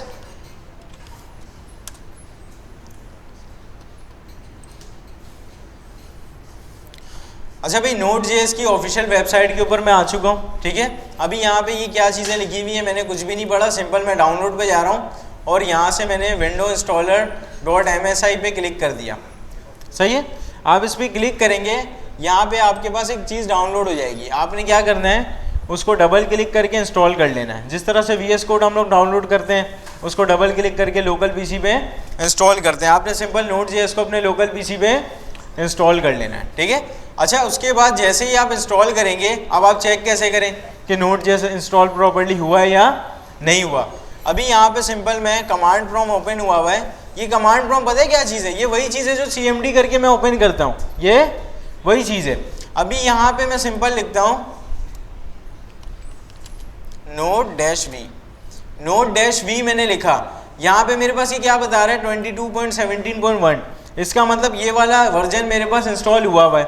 अगर आपके पास ये नहीं आ रहा है इसका मतलब नोड प्रॉपर्ली इंस्टॉल नहीं हुआ है, ठीक है। अगर आपके पास यहाँ पे कोई एरर आ रहा है या कोई रेड कलर का कुछ आ रहा है तो आप समझ जाना नोड इंस्टॉल नहीं हुआ है। आपने दोबारा से आना है, डिलीट करना है, यहाँ से दोबारा से इंस्टॉल करना है, प्रॉपर इसको रन एडमिनिस्ट्रेटर कर लेना अगर कोई मसला आता है। वैसे फिलहाल कोई मसला आएगा नहीं, ठीक है। अच्छा, अभी तक क्या किया हमने, Node.js को डाउनलोड करने के बाद इंस्टॉल किया। और चेक कैसे कर सकते हैं आप, नोड डैश वर्जन, ठीक है, Node-v, यहाँ पे नोड का वर्जन आ रहा है, इसका मतलब Node.js हमारे पास इंस्टॉल है। यहाँ तक कोई मसला, ठीक है। अच्छा, Node.js हमने इंस्टॉल किया है किसी ना किसी वजह से। Node.js हमने इंस्टॉल किया है इस वजह से कि क्योंकि हमें ये npm प्रोवाइड करेगा, ये हमें नोड पैकेज मैनेजर प्रोवाइड करेगा। अभी मेरे पास npm अगर मैं लिखता ना, अगर मेरे पास Node.js नहीं होता तो ये मुझे नहीं मिलता। अभी क्योंकि इस कंप्यूटर के ऊपर Node.js इंस्टॉल हुआ है तो npm मुझे मिल जाएगा, npm मुझे मिल जाएगा। अच्छा, npm मुझे मिल गया, ये कहता है कि npm के आगे जो कुछ भी npm के आगे इंस्टॉल लिखे और जो कुछ भी इंस्टॉल करना है उसका नाम लिख दें। सिंपल मैं npm इंस्टॉल और सर्च लिख सकता हूँ, npm इंस्टॉल और सर्च लिख सकता हूँ, कहीं पे भी कोई मसला नहीं आएगा। यहाँ पे ये डैश डैश ग्लोबल जो दिख रहा है ना, डैश डैश ग्लोबल, इसका मतलब ये जो सर्च है इसको ये ग्लोबली इंस्टॉल कर देगा। ग्लोबली का मतलब मेरा कोई भी प्रोजेक्ट हो उसके अंदर मैं सर्च को यूज़ कर सकता हूँ, यही मतलब है ग्लोबली का। जस्ट अगर मैंने किसी भी प्रोजेक्ट के ऊपर स्पेसिफिकली सर्च चाहिए तो यहाँ पे मैं डैश डैश ग्लोबल नहीं लिखूँगा, जस्ट मैं npm इंस्टॉल लिखूँगा और आगे सर्च लिख दूँगा। अगर मैं इसको ग्लोबली इंस्टॉल करना चाह रहा हूँ, ग्लोबली का मतलब इस पूरे PC के अंदर इसका एक्सेस होना चाहिए, ग्लोबली एक्सेस होना चाहिए, ठीक है। तो यहाँ पे सिंपल मैं डैश डैश या हाइफन हाइफन ग्लोबल भी लिख सकता हूँ, सही है भाई। यहाँ तक कोई मसला, ये कमांड समझ में आ रहा है, ये याद करने की ज़रूरत नहीं है, याद थोड़ी किया है मैंने तो गूगल किया है, इसको याद करने की ज़रूरत नहीं है। यहाँ पे सिंपल npm क्यों लिखा हुआ है, npm के थ्रू ये सर्च को इंस्टॉल करेगा, npm के थ्रू ये सर्च को इंस्टॉल करेगा। npm क्या है, नोड पैकेज मैनेजर। ये कहाँ से मिलेगा, जब हम नोड इंस्टॉल करेंगे, जब हम नोड इंस्टॉल करेंगे।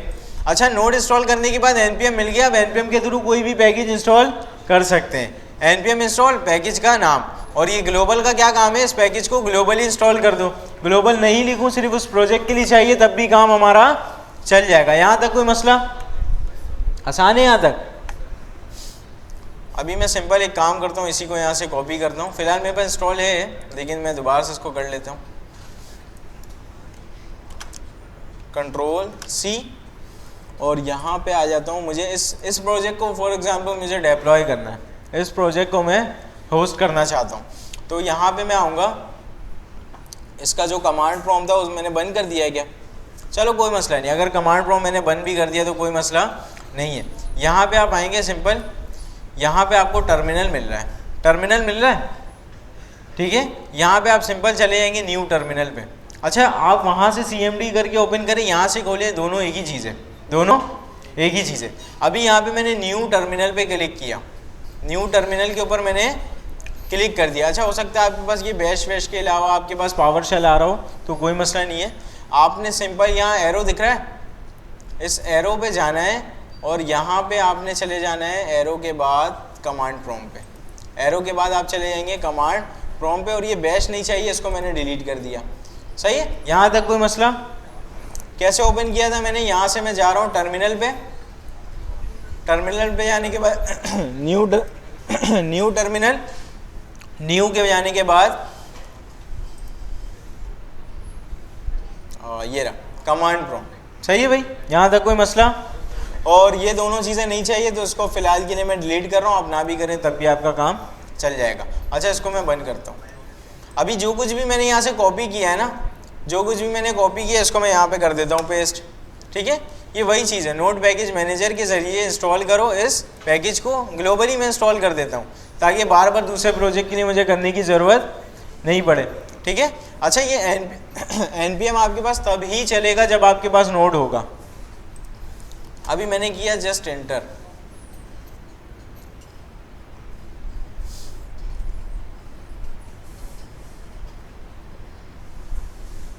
अच्छा भाई ये पैकेज हमारे पास इंस्टॉल हो चुका है, यहाँ पे ये वाला पैकेज हमारे पास इंस्टॉल हो चुका है।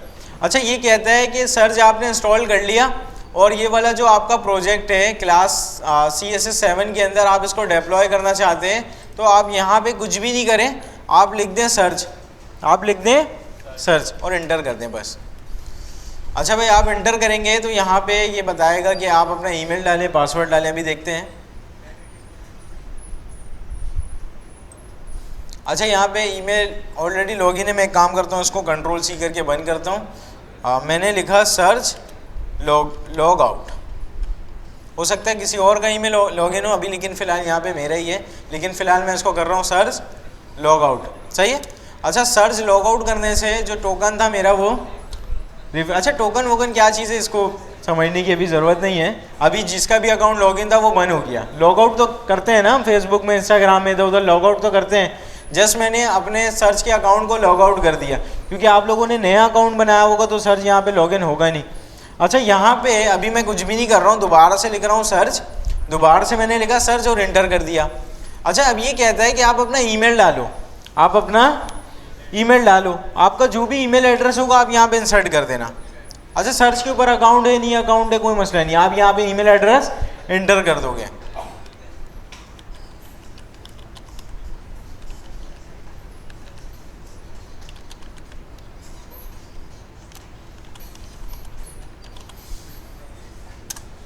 अच्छा भाई यहाँ पे मैंने अपनी ईमेल एड्रेस इंटर किया, अब यहाँ पे ये पासवर्ड मांग रहा है ना, यहाँ पे ये पासवर्ड मांग रहा है। अब आप बोलोगे यहाँ पे ईमेल का पासवर्ड, ईमेल का पासवर्ड आपने कहीं पे भी नहीं देना होता। ठीक है, अच्छा यहाँ पे क्योंकि आप लोगों ने अभी सर्च के ऊपर अकाउंट बनाया भी नहीं है तो आपको पासवर्ड पता भी नहीं होगा। अभी जैसे ही आप यहाँ पे एंटर करेंगे ना, आपके इस ईमेल के ऊपर एक मेल जाएगी, आपके इस ईमेल के ऊपर एक मेल जाएगी, या हो सकता है इसके बाद जाए मेल। अभी यहाँ पे आपने कोई भी रैंडम पासवर्ड डाल देना है, वो रैंडम पासवर्ड जो आपको याद होना चाहिए। फॉर एग्जांपल आप यहाँ पे पासवर्ड सेट कर रहे हैं, यहाँ पे फॉर एग्जांपल आपने टेस्ट 1 2 3 लिख दिया। सही है, टेस्ट 1 2 3 लिख के आप इंटर करेंगे तो आपके पास ईमेल पे एक मेल आएगी, आप सिंपल जाना उसमें वेरीफाई पे क्लिक कर देना, आप सिंपल वहाँ पे वेरीफाई पे क्लिक कर देंगे और यहाँ पे आपका अकाउंट लॉगिन हो जाएगा। ठीक है, और वो पासवर्ड भी आपका खुद ही सेट हो जाएगा। अभी यहाँ पे ये वेरीफाई वाला काम मेरा हुआ है तो सिंपल मैं यहाँ पे पासवर्ड लिख रहा हूँ, यहाँ आपको पासवर्ड नज़र नहीं आएगा लेकिन मैंने लिख दिया है। ठीक है, अभी ये चेक कर रहा है पासवर्ड सही है या नहीं है। अच्छा भाई ये कह रहा है पासवर्ड सही है। अब हम आ चुके हैं running@smuzammiljavid@gmail.com। ठीक है, इस अकाउंट पे हम आ चुके हैं। सही, अभी यहाँ पे ये कह रहा है कि ये जो आपका प्रोजेक्ट है वो यहीं पे इसी को डिप्लॉय करना है। हाँ यहीं पे बैच 18 क्लास CSS7 के अंदर। मैंने कहा इंटर, मैंने कहा इंटर। अब ये मुझे बोल रहा है ये जो डोमेन है ना इसका नाम क्या रखूँ। आप यहाँ पे सिंपल आओ अपने मर्जी का नाम रखवा दो। अच्छा ये .search इसको आपने चेंज नहीं करना क्योंकि ये फ्री की डोमेन है ना, ये फ्री वाला डोमेन है तो लाजमी सी बात है यहाँ पे आपको सब डोमेन ही मिलेगा।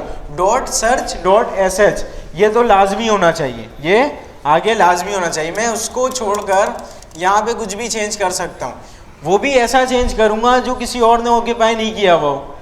यूनिक होना चाहिए, किसी और ने ऑक्यूपाई नहीं किया हो। फॉर एग्जाम्पल www.google.com वालों ने डोमेन लिया हुआ है, मैं अपनी वेबसाइट रख सकता हूँ www.google.com पे?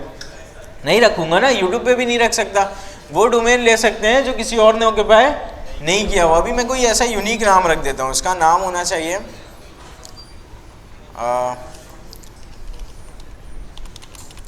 ASSIGNME असाइनमेंट 02 सैलानी। सही है, जस्ट मैंने असाइनमेंट 02 सैलानी के नाम से यहाँ पे डोमेन लिया, एंटर कर दिया। जस्ट मैंने कुछ भी नहीं किया, नाम लिखने के बाद एंटर कर दिया है।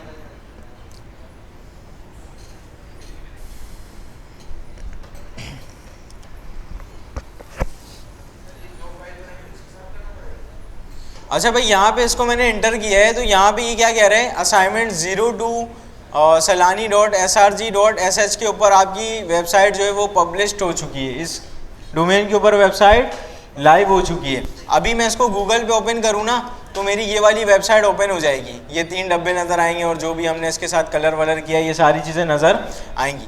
लेकिन अभी ये इसलिए नहीं चलेगा, क्योंकि इनकी वेबसाइट खुद ही डाउन पड़ी हुई है। कहाँ गया?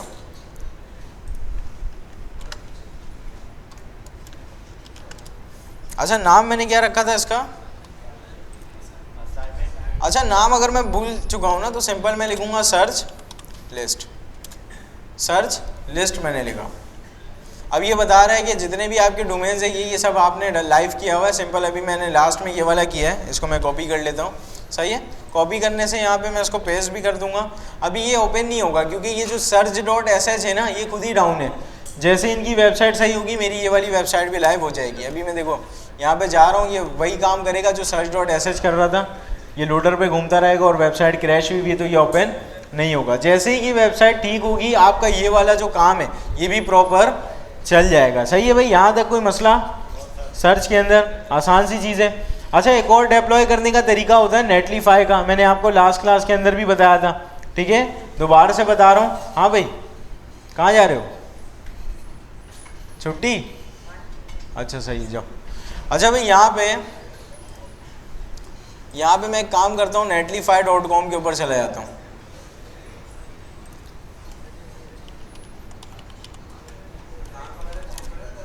हाँ बिल्कुल, नाम चेंज हो जाएगा। अच्छा, यहाँ पे अभी मैंने इसको डिप्लॉय तो कर दिया। फॉर एग्जाम्पल, ये 3 डब्बे बनाने के बाद इसके बाद मैंने हेडिंग भी बना दिया। अब क्या करूँ? अभी तो डिप्लॉय में नहीं आएगा हेडिंग, लाजमी सी बात है। मैंने लोकल कंप्यूटर के ऊपर चेंज किया हुआ है, लाजमी सी बात है ना, मैंने लोकल कंप्यूटर पे चेंज किया है। तो दोबारा से मुझे यहाँ पे लिखना है सर्च, और मैं एंटर करूँगा और ये वही सारी चीज़ें। अकाउंट का लॉगिन इसलिए नहीं कहा क्योंकि अभी मैंने किया है। मैं एंटर करूँगा। अब ये कह रहा है कि आप दोबारा से डोमेन का नाम दो। अगर मैं चाहता हूँ वो पुराने वाले ही डोमेन पे मैं कर दूँ, तो सिंपल यहाँ पे दोबारा से आके मैं क्या लिख दूँगा, असाइनमेंट 01 और डैश सैलानी। ठीक है, जो भी वो पुराने डोमेन का नाम था, असाइनमेंट 02 था शायद, असाइनमेंट 02 डैश सैलानी, और एंटर कर दूँगा। जस्ट ये जो चेंज मैंने किया है ये भी उसी के ऊपर रीडिप्लॉय हो जाएगा। सही है, अगर मैं चाहता हूँ ये वाला चेंज जो है ना ये नया डिप्लॉय हो, तो यहाँ पे आपने लाजमी सी बात है नाम उसका चेंज करके एंटर करना है। सही है भाई। अच्छा, अगर यहाँ पे आप कोई नाम देते हैं, एंटर करेंगे, कोई ना कोई एरर आ जाए, सही है, तो आपने समझ जाना है वो वाला नाम किसी ने ऑक्यूपाई किया हुआ है। दोबारा से आप उसको Ctrl+C करके बंद करें, दोबारा से सर्च चलाएं और उसके बाद कोई यूनिक नाम दें। सही है, यहाँ तक कोई मसला? अच्छा, यहाँ पे मैं जल्दी से आता हूँ। अच्छा, यहाँ पे क्योंकि इसकी ऑफिशियल वेबसाइट चल नहीं रही, वरना मैं आपको यहीं से दिखाता। ऑफिशियल वेबसाइट से पढ़ने का मज़ा आता है, ऑफिशियल वेबसाइट से पढ़ने में, लेकिन अभी फ़िलहाल इनकी ऑफिशियल वेबसाइट डाउन है, तो मैं जा रहा हूँ NPM पे। ठीक है। अच्छा भाई, यहाँ पे ये कह रहे हैं कि NPM i सर्च चला दें। अच्छा, ये i पता है क्या चीज़ है? ये इंस्टॉल है। इंस्टॉल को आप सिंपल i भी लिख सकते हैं, कोई मसला नहीं आएगा। ये शॉर्ट ट्रिक है इंस्टॉल लिखने का। यही तो हमने किया था, NPM इंस्टॉल सर्च ही तो हमने किया था। जस्ट हमें ग्लोबली चाहिए था तो हमने डैश ग्लोबल भी लगा दिया था। अच्छा, यहाँ पे ये कह रहा है कि कुछ कमांड्स होते हैं इसके। अभी हमने लॉग आउट देख लिया है, अभी हमने लिस्ट देख लिया है। सही है, और डिप्लॉय कैसे करना है वो तो सिंपल सर्च से हो जाता है। अच्छा ये कह रहे हैं आपने अगर देखना है ना कौन सा अकाउंट लॉगिन है इसमें, तो आप कमांड लिखेंगे search who am I just आप यहाँ पे लिखें सर्च हु एम आई और ये बता देगा कौन सा अकाउंट लॉगिन है। आप देखें आपका है तो सही है, नहीं है तो आप लॉग आउट कर दें। सही है। अगर आपने लॉगिन करना है तो सिंपल आप लॉगिन की कमांड चलाएं, ये ईमेल और पासवर्ड आपसे पूछेगा, आप इसको दे दें। सही। अच्छा ये सारी चीज़ें मैं आपको इसलिए बता रहा हूँ, ये आपके एमसीक्यूज़ में आ सकता है। सही है। ये सारे कमांड्स आपको पता होने चाहिए। लिस्ट से क्या होता है, जितनी भी वेबसाइट्स आपने डिप्लॉय की उन सबका डोमेन आ जाएगा। सही है, उन सबका डोमेन आ जाएगा। अच्छा यहाँ पे ये क्या करेगा, आप किसी स्पेसिफिक वेबसाइट जैसे आपने डिलीट करवाना है, डिलीट भी तो हम करवा सकते हैं ना, तो सिंपल आपने टेयर डाउन कर देना है। अच्छा ये प्लान वगैरह ये सारी चीज़ें अभी फ़िलहाल हम सर जो यूज़ कर रहे हैं वो फ्री वाला है, इसके अंदर कुछ इसके पेड प्लान्स भी हैं। प्लान करेंगे कोई भी इसका सेट आप प्लान कर सकते हैं पेड वाला। फ़िलहाल अभी हम पेड की तरफ नहीं जाएंगे, फ्री वाला से ही अपना काम कर लेंगे। सही है भाई, यहाँ तक कोई मसला। अब आ जाते हैं नेटलीफाई के ऊपर। अच्छा यहाँ पे सिंपल इसको मैं लॉगिन कर दूंगा। सबसे पहले तो यहाँ पे मैं अपना गिटहब ओपन कर लेता हूँ।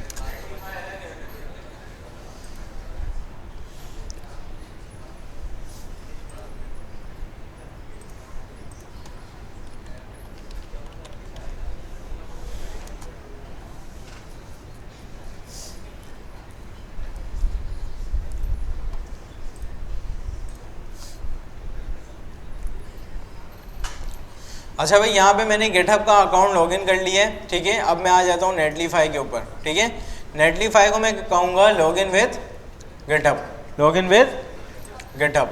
ठीक है। अच्छा नेटलीफाई एक अलग प्लेटफॉर्म है, सर्च के ज़रिए डिप्लॉय करना आ गया, गिटहब पेजेस के ज़रिए आ गया, वर्सल के ज़रिए आ गया। अब हम नेटलीफाई देख रहे हैं, ये एक अलग प्लेटफॉर्म है। ठीक है, ये चारों चीज़ें अलग अलग हैं, इन सबको मिक्स नहीं करना आपने। अच्छा सिंपल आपने क्या करना है, आपकी जो रेपोजिटरी है कहाँ पे, वो गिटहब पे। तो सिंपल आप नेटलीफाई को कहेंगे कि इंपोर्ट फ्रॉम गिट। अच्छा आपने गिटहब से करना है तो लाजमी सी बात है आप गिटहब पे ही जाएंगे, तो सिंपल आपने यहाँ पे क्लिक कर देना है। ठीक है।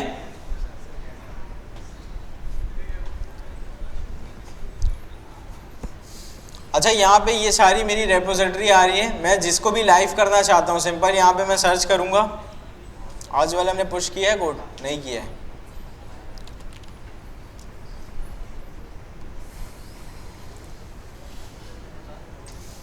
ये एक डमी रेपोजिटरी पड़ी हुई है मेरे पास, मैं सिंपल इसको डिप्लॉय करता हूँ। ठीक है। अच्छा यहाँ पे प्रोजेक्ट का कोई भी नाम दे देते हैं, ये नाम भी यूनिक होना चाहिए क्योंकि ये इसी नाम से हमें डोमेन बना कर देगा, ये इसी नाम से हमें डोमेन बना कर देगा। ठीक है, तो यहाँ पे मैं प्रोजेक्ट का नाम लिख सकता हूँ,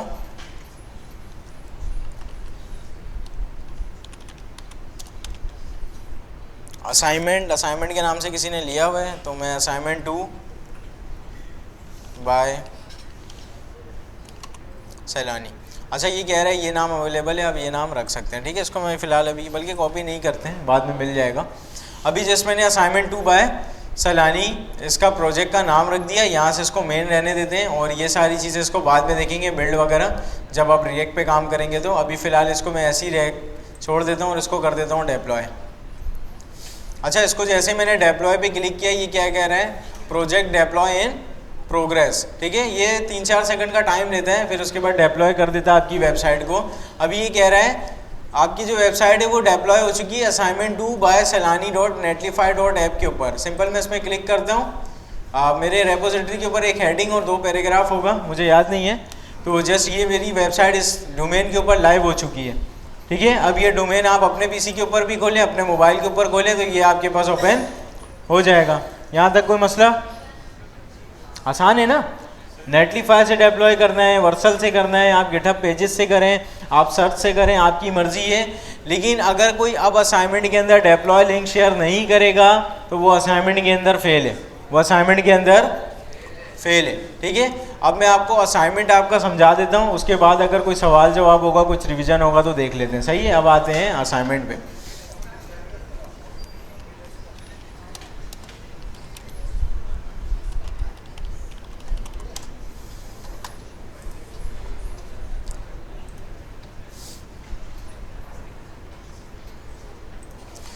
अच्छा भाई ये दिख रहा है आप लोगों को? हाँ भाई। अच्छा भाई यहाँ पे आपने क्या करना है, बिल्कुल ये जिस तरह से नज़र आ रहा है ना, बिल्कुल डिट्टो कॉपी यही बनना चाहिए। अगर आपने कोई अपनी पोर्टफोलियो बना दी है या इधर उधर से आपने किसी से लिया है और शेयर कर दिया तो आप फेल हो जाएंगे। मैं आपसे सीरियसली कह रहा हूँ, आप असाइनमेंट के अंदर फेल होंगे और एलिमिनेट हो जाएंगे। ठीक है, अभी मैंने आपको जस्ट रिलीफ दिया है असाइनमेंट नंबर 1 के अंदर, क्योंकि मुझे पता है आप सारे अभी नए हैं, थोड़ा सा आपको टाइम लगेगा, लेकिन आपको अब अच्छा खासा टाइम हो चुका है और 2 हफ्ता आपको और मज़ीद मिलेगा इस असाइनमेंट को करने के लिए। अच्छा, मैं आपको इसको प्रॉपर समझा देता हूँ ताकि आपको कोई भी मसला नहीं आए। अभी ये अगर मैं भी एज अ बिगनर इसको देखूँ तो ये मुझे बहुत ज़्यादा मुश्किल लगेगा अगर मैं इसको डायरेक्ट देख लूँगा, यार ये कैसे बनाऊँगा। ठीक है, लाजमी सी बात है, आप भी अभी बिगनर है तो हो सकता है ऐसा आपको लग रहा हो। आपने सबसे पहले क्या करना है, इसको छोटे छोटे चंक्स के अंदर तोड़ना है। चंक्स के अंदर तोड़ना हम किसे कहते हैं, इसको छोटे छोटे पार्ट के अंदर डिवाइड करना है। ठीक, तो यहाँ पे हमने यही काम करना है। अभी मैं इस पूरी वेबसाइट को भूल जाऊँगा, मैं सिर्फ इस नेविगेशन बार के ऊपर फोकस करूँगा। मेरा पूरा फोकस होगा किसी तरह से बिल्कुल यहाँ पे जो है ना, इसको मैं एक्सेप्ट नहीं करूँगा, अरे यार एक्सेप्ट करना ही पड़ेगा। अच्छा, मेरा अभी फोकस होगा ना, मैं इस पूरी वेबसाइट को नहीं देखूंगा, मेरा जस्ट फोकस होगा ये किसी तरह से बिल्कुल एज इट इज़ नैव बार बन जाए, मेरा बिल्कुल एज इट इज़ नैव बार बन जाए। तो यहाँ पे मैं क्या करूँगा, जल्दी जल्दी से यहाँ पे क्या करूँगा, एक लोगो लगा लूँगा, यहाँ पे एक इमोजी लगा लूँगा, यहाँ पे एडम्स लिख दूँगा। अच्छा, ये बिल्कुल डिट्टो कॉपी यही होना चाहिए। आप अपनी प्रोफाइल लगा सकते हैं, ये कंटेंट चेंज हो सकता है, लेकिन यहाँ पे ये अगर हेडिंग की तरह है तो ये हेडिंग की तरह दिखना चाहिए। ये अगर लाइन है येलो तो ये येलो होनी चाहिए। ठीक है, और इमेज यहाँ है तो यही होनी चाहिए। ऐसा नहीं है आप इमेज यहाँ रख दें, जैसा दिख रहा है ये बिल्कुल वैसा ही होना चाहिए। ठीक है, अभी इसको छोटे छोटे पार्ट्स में मैंने तोड़ा। अभी मैं सिर्फ नैव बार को देख रहा हूँ, मैं सिर्फ और सिर्फ नैव बार को देख रहा हूँ। नीचे क्या है, मेरा कोई लेना देना उन सब से नहीं है। अभी मैंने क्या करना है, सिर्फ नैव बार को देखा, मैं देख रहा हूँ यार यहाँ पे जो है ना, नैव बार के लिए सबसे पहले मैं नैव का एलिमेंट बनाता हूँ, नैव का एलिमेंट बनाता हूँ। 1 2 3 4 लिस्ट आइटम्स हैं उसके अंदर। मैं जल्दी जल्दी से क्या करूँगा, अनऑर्डर लिस्ट क्रिएट करूँगा, 4 लिस्ट आइटम रख दूंगा। ठीक है, 4 लिस्ट आइटम रखने के बाद इन सबको आमने सामने कैसे करना है ये तो आप लोगों को पता है। ठीक है, अच्छा उसके बाद यहाँ पे इसको एक कंटेनर में भी बंद कर दूंगा, डिव के अंदर, ताकि जो है ना एक कंटेनर में आ जाए, इन सबको एक जैसी मैं मार्जिन वार्जिन दे के एक जैसा कर दूँ। अच्छा, उसके बाद क्या करना है, ये लोगो तो हमने लगा ही लिया था। उसके बाद ये 3 यहाँ पे आप इमेजेस का यूज़ कर सकते हैं। इमेज का बैकग्राउंड रिमूव करना है तो मैं आपको सिंपल बता देता हूँ, आपने ओपन सोर्स जाना है, रिमूव बीजी के ऊपर। ठीक है, रिमूव बीजी एक बहुत फेमस वेबसाइट है। आपने यहाँ पे इमेज को सिंपली अपलोड करना है, ये बैकग्राउंड रिमूव करके दे देगा, आपने डाउनलोड कर देना है। सही है। अच्छा भाई, यहाँ पे बैकग्राउंड आपने रिमूव किया, बैकग्राउंड आपने रिमूव किया और ये 3 आइकन्स भी यहाँ पे लगा दिए आपने। सही है, 3 आइकन्स भी आपने लगा दिया। आमने सामने कैसे करना है ये तो हमें आता ही है। अच्छा, इसका बैकग्राउंड कलर क्या है, ये सारी चीज़ें मैंने गिरे इसको थोड़ा सा सेट कर दिया गिरे करके। ठीक है, थोड़ा सा वहाँ से मैं RGB ओपेसिटी वगैरह कम करके इसको मैं सेट कर दूंगा। ठीक है, अच्छा ये देखो, ये होवर पे ऊपर, ये एक्टिव के ऊपर जो है ना, इसका कलर वाइट हो रहा है। होवर एक्टिव पे कलर वाइट कैसे करना है ये तो हमें आता है। नैव बार हमारा बन गया, बिल्कुल एज इट इज़ बन जाएगा ना जब मैं नैव बार। उसके बाद मैं इस सेक्शन पे आऊँगा। आपने ऐसी गलती नहीं करनी कि ये अभी सेम ऐसा बना नहीं है, नेक्स्ट पे आ गए, पूरी वेबसाइट आपकी नहीं बन पाएगी कभी भी। आपने कोशिश करना है, ये जो स्पेसिफिक छोटा सा पार्ट अभी आपने इसको तोड़ा है, सबसे पहले इसको बिल्कुल कंप्लीट करें एंड देन मूव करें दूसरे सेक्शन पे, एंड देन मूव करें दूसरे सेक्शन के ऊपर। हाँ भाई, ये पिक्चर, ये आइकन्स जो है ना, आप इमेज के लिए कोई भी यूज़ कर लें, कोई भी आइकन यूज़ कर लें। आप सिंपल गूगल से कोई भी आइकन यूज़ कर लें, इमेज आप अपनी यूज़ कर लें, कोई डमी इमेज यूज़ कर लें। ये जो टेक्स्ट का कंटेंट है ये चेंज हो सकता है, लेकिन ये जो पूरा स्ट्रक्चर दिख रहा है ये चेंज नहीं होना चाहिए। चेंज होगा तो फिर आप यहाँ से चेंज हो जाएंगे, रिप्लेस हो जाएंगे। ठीक है, हाँ भाई, ये यहाँ तक बनाने, देखो यहाँ ये हो गया और यहाँ पे ये सारे ये डब्बे तक, बस ये यहाँ पे एंड। अच्छा, मैं आपको थोड़ा सा और इसको समझा रहा हूँ, जो इसका हार्ड वाला सेक्शन है ना उसको तो समझ लें पहले, फिर आते हैं। अच्छा, यहाँ पे नैव बार बन गया। अब नैव बार हमारा एज इट इज़ बन चुका है। अब मैं आ जाऊँगा दूसरे सेक्शन पे। अच्छा, हमने HTML के अंदर एक बात पढ़ी थी, जितने भी सेक्शंस होंगे वो सेक्शंस के अंदर तोड़ देंगे। सेक्शंस के अंदर बताया था ना मैंने, सेक्शन एक मैं बना लूँगा यहाँ से यहाँ तक का। अच्छा, मैं अभी ये सब चीज़ को भूल चुका हूँ, मुझे पता ही नहीं है, मुझे जस्ट ये दिख रहा है अभी, क्योंकि नैव बार मेरा बन चुका है। अब जस्ट मेरा फोकस इस पर। अच्छा, इस पर मेरा फोकस है। यहाँ पे जो है ना, 1 2 3 4 4 पार्ट्स हैं। एक इमेज है, ये वाला एक डिव कंटेनर है, ये एक सर्किल है और ये वाला एक डिव कंटेनर है। अब मैं इस चारों को अलग अलग तोड़ दूंगा। अभी मैं सेक्शन के अंदर ही हूँ और इन चारों को मैंने अलग अलग तोड़ दिया। अभी मैं क्या करूँगा, सबसे पहले एक डिव बनाऊँगा जिसके ऊपर मैं यहाँ पे लगा दूंगा एक इसकी ओपेसिटी वगैरह कम करके फ़ॉन्ट का साइज़ बढ़ा के IM लिख दूंगा। यहाँ पे इसका फ़ॉन्ट वेट बढ़ा के मैं फ़ॉन्ट साइज़ बढ़ा के ये टेक्स्ट लिख दूंगा, ठीक है। अच्छा, यहाँ पे ये आप डिव से बना सकते हैं, ये आप डिव से बन जाएगा, सही है। इसकी आप जो है क्या नाम है, हाइट कम कर देना, विड्थ बढ़ा देना, बैकग्राउंड कलर सेट करना, ये डिव से ईजिली बन जाएगा, ठीक है। जितने भी शेप्स वगैरह दिख रहे हैं ना, ये सब के सब डिव से बने हुए हैं। अच्छा, उसके बाद यहाँ पे आप नॉर्मल पैराग्राफ में टेक्स्ट लिख देंगे और इस पूरे को एक कंटेनर में बंद कर देंगे। पूरे को एक कंटेनर में बंद हमने कर दिया। उसके बाद मैं दूसरे कंटेनर में आऊँगा, मैं बनाऊँगा सर्किल। सर्किल कैसे बनता है, डिव से ही बनेगा। सर्किल भी डिव से ही बनेगा। इसकी ओपेसिटी इन्होंने कम कर दी, बैकग्राउंड कलर थोड़ा सा इसका डिफरेंट है। और ये सर्किल पीछे कैसे आ रहा है, इमेज आगे कैसे है, ये सारी चीज़ें तो Z इंडेक्स का काम है। ये यहाँ पे इमेज सर्किल के ऊपर है, ये इमेज सबसे ऊपर है, ये सारा काम तो अभी हमने देखा ना डिटेल में, Z इंडेक्स से, ठीक है। और ये वाला कंटेंट तो कुछ भी नहीं है, ये तो मुझे जस्ट नॉर्मल सा टेक्स्ट दिख रहा है और ये 4-5 इमेज इन्होंने लगा दी है। इमेज के अंदर इन्होंने क्या किया, एक डिव के अंदर बंद किया, डिव को सर्किल बना दिया इन्होंने, हाइट विड्थ दे के उसकी रेडियस को 50% कर दिया और उसका बैकग्राउंड चेंज हो गया। आसानी से बन जाएगा ये तो डिव, सर्किल भी बन गया, उसके ऊपर इमेज भी आ गया, सही है। ये वाला हमारा पार्ट जैसे ही हो जाएगा ना, मैं आऊँगा, मैं बोलूँगा ये क्या अजीब सी चीज़ है, ठीक है। अब यहाँ पे सबसे पहले तो मुझे एक बड़ा सा डब्बा दिख रहा है, एक बड़ा सा बॉक्स दिख रहा है। सबसे पहले मैं बना लूँगा बॉक्स, डिव, सही है। बॉक्स कोई भी शेप नज़र आ रहा है, आँख बंद करके आपने डिव बना लेना है। डिव बनाने के बाद बैकग्राउंड कलर आपने इसका देना है लाइट ग्रे टाइप का, जो भी इसका है, ठीक है।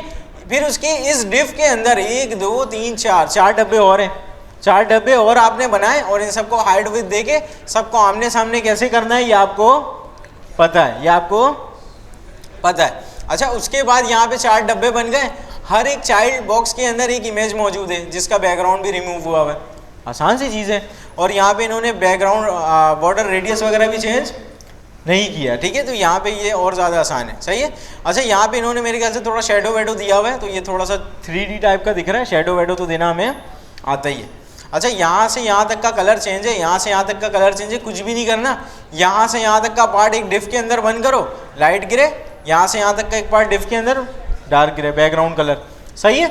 अच्छा भाई, नीचे वाला पार्ट समझाऊँ या बस इतने में से ही समझ आ गया, समझा दे।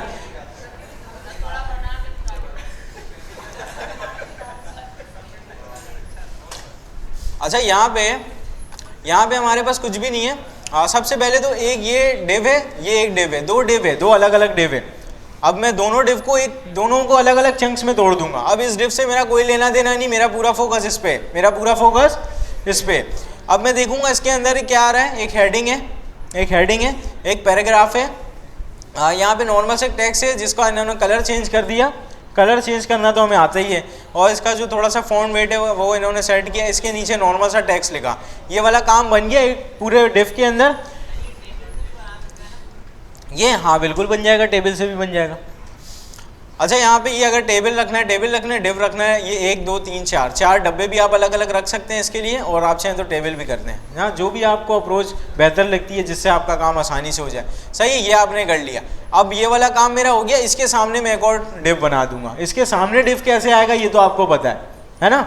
यहाँ पे अब डिव, इस डिव के अंदर क्या है, 1 2 3 इसका चाइल्ड डिव है, इस डिव के अंदर 3 इसका चाइल्ड डिव है। अब मैं सिर्फ और सिर्फ पहले की बात कर रहा हूँ, तो इसके अंदर एक इमेज है, इसके सामने टेक्स्ट है। ये तो अभी हमने देखा इमेज के सामने टेक्स्ट कैसे रखते हैं।